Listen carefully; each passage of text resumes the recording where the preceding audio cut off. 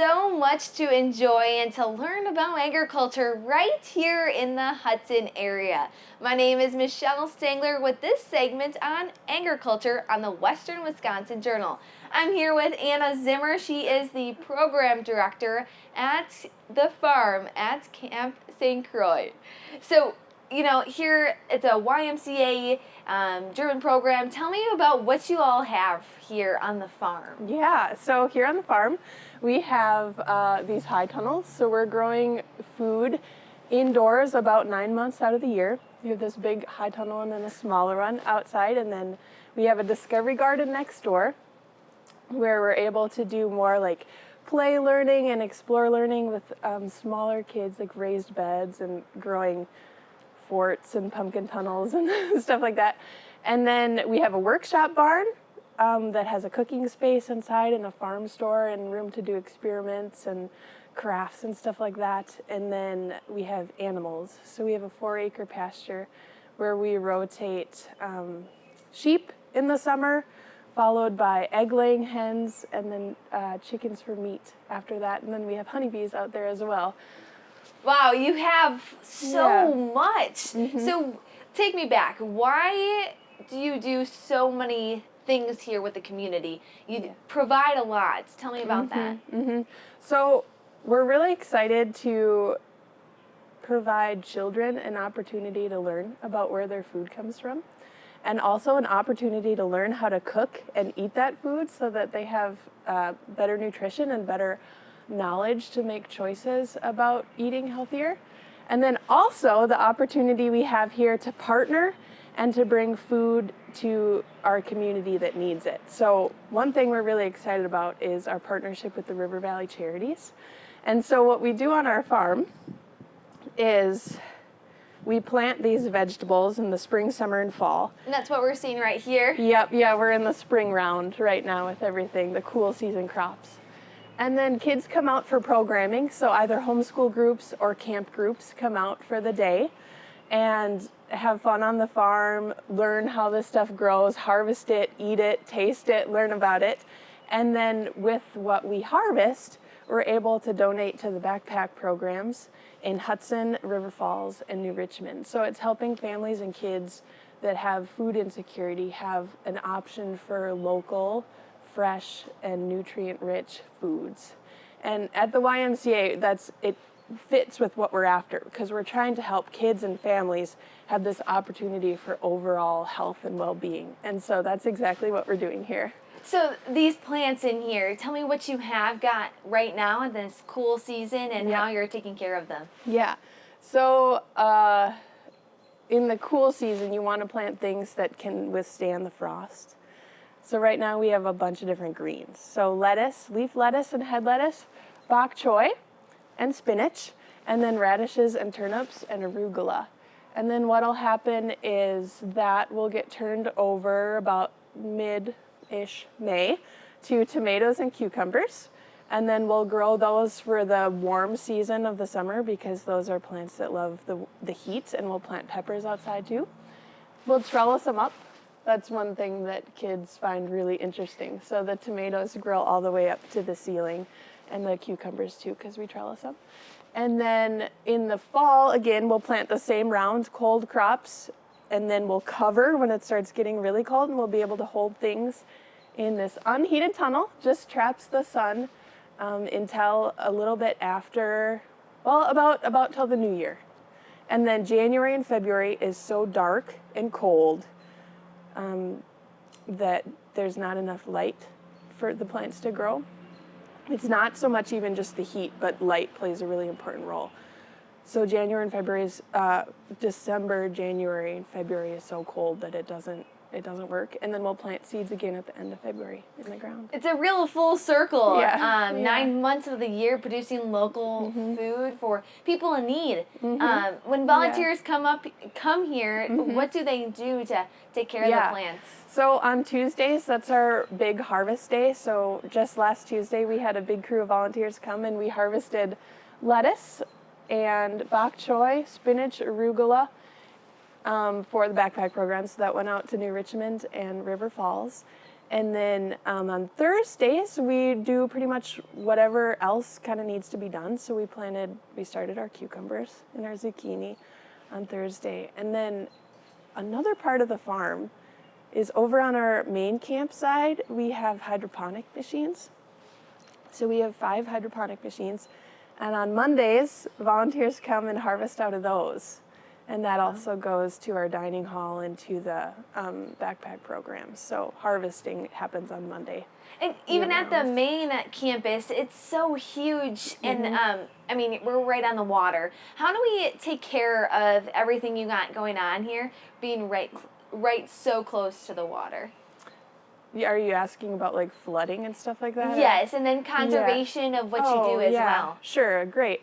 So here on the farm, we try not to till too much. So we're not upsetting the soil.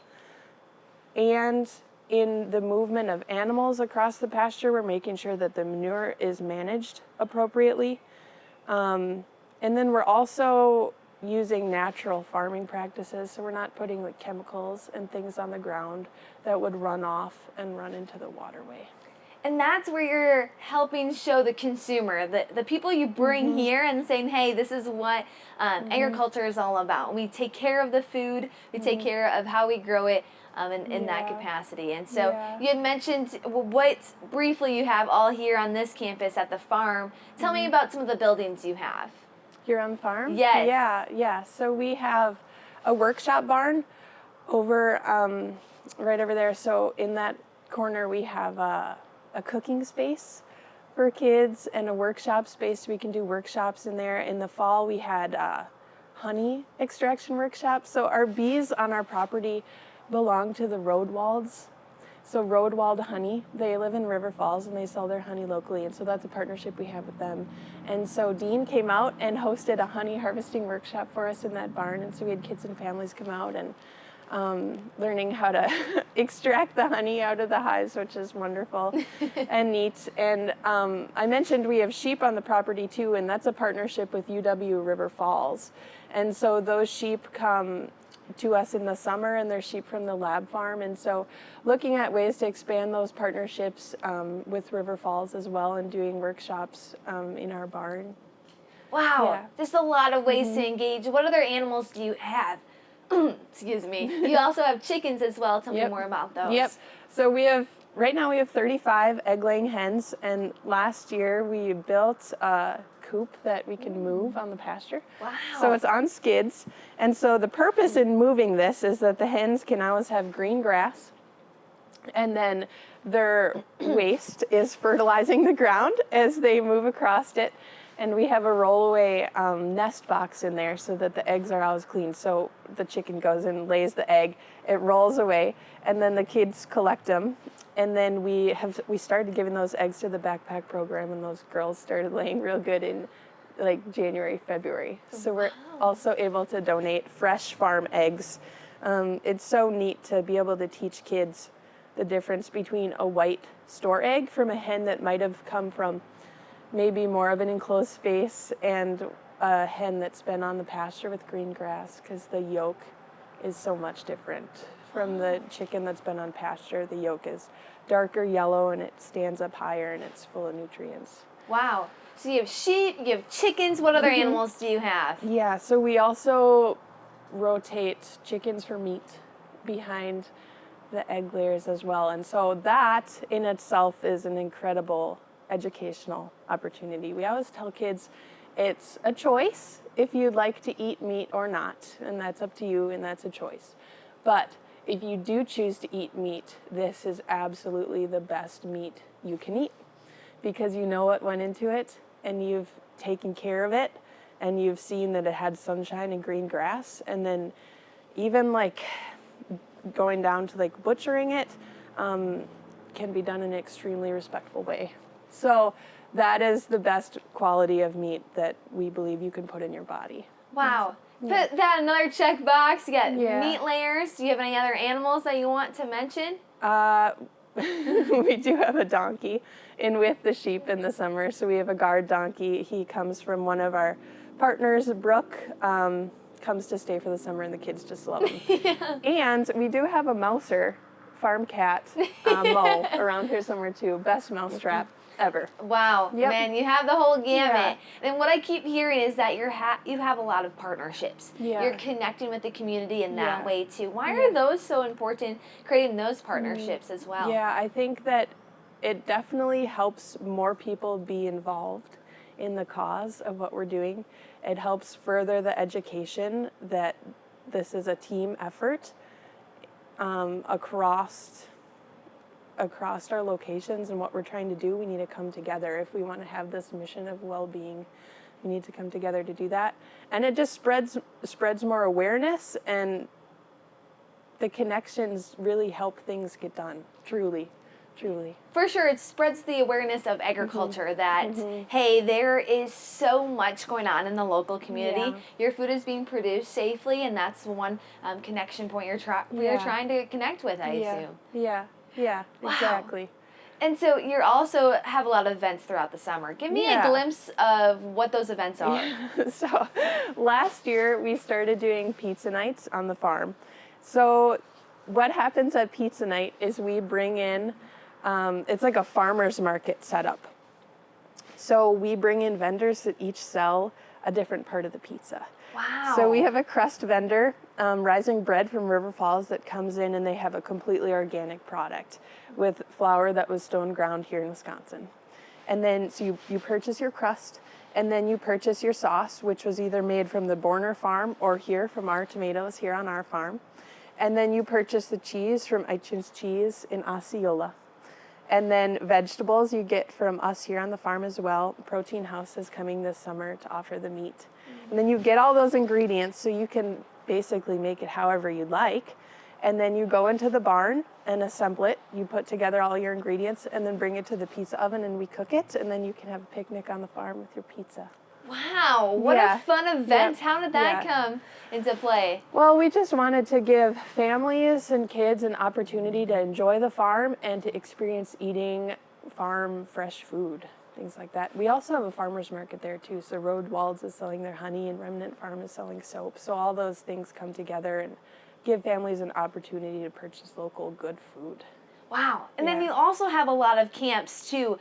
Tell me about the scope and what those look like. Yep. So not only do we run farm camps for day Croix, we have a farm and garden camp and a farm to table camp, but there's also day Croix and overnight camp, main camp. They run all sorts of different programs that meet all these different needs. So there's specialty camps on the water, archery, all these different climbing opportunities across Maine, and day camps. And also, Camp St. Croix is just one site within the Y. There's other camps and other programs happening all across the Y at all our locations that can bring families and kids into the outdoors and adventure. So there's all sorts of things happening on a big scale. And so what are you looking forward to most this summer as you connect with probably thousands of students and young people? Yeah, I think there's definitely an aha moment when you see a kid eat a cucumber or tomato for the first time. That's incredible. And it's incredible to empower kids to try something for the first time and realize maybe they don't like it, which is fine, but maybe they do. I've had a lot of parents say, my kid didn't eat kale until she came to the farm at Camp St. Croix, and now she likes it and will eat it at home. And so teaching these skills to these kids where they realize, wow, like I can grow this, I can harvest it, it actually tastes good, and now I went to farm to table camp and I know how to cook it. And so I could buy some of these things from our farm store, I could grow them at home and take them home and cook them for my parents and actually like it. And that's a key to changing the health of a child that will be carried with them their entire life. Connecting them. That seems to be the theme, and partnerships and so much more that these opportunities provide. Well, any lasting words that you'd like to share about the impact and what the end goal is about the programming that you have here? Yeah, I think just overall we're really excited to be doing what we're doing and really excited to have these opportunities and connections with River Valley Charities and the YMCA and bridging this this gap between what we grow and our well-being. And to partner and go at that together is really an exciting thing. Well, thanks for coming Yeah, on. That was thank Anna Zimmer. She is the program director at the farm at Camp St. Croix. We'll be giving you a glimpse of what to see, but feel free to check it out right here in this community. So many ways to engage, so many ways to connect. Yeah. This is an agriculture segment on the Western Wisconsin Journal, and I am Michelle Stangler.